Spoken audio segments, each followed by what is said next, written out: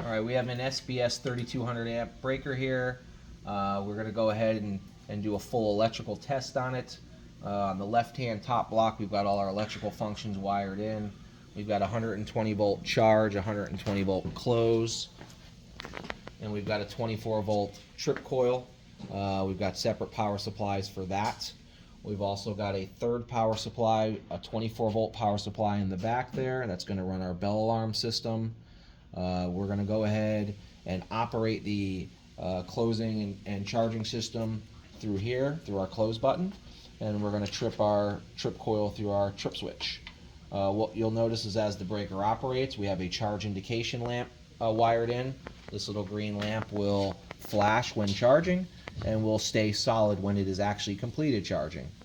We also have a breaker open lamp. The red light will light up when the breaker is in the open position. And then we have the auxiliaries, which are all down on this side over here.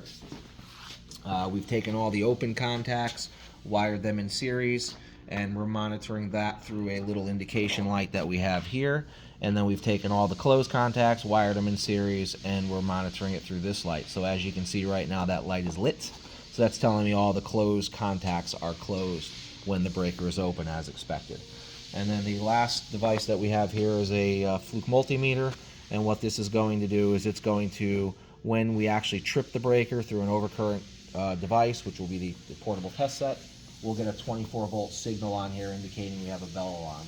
And then we'll reset that by disconnecting the 24 volts, and that will be reconnected. The power will be off and reset. So what we'll do is we'll go ahead and we'll operate this breaker on and off a few times to demonstrate that it seems to be working correctly.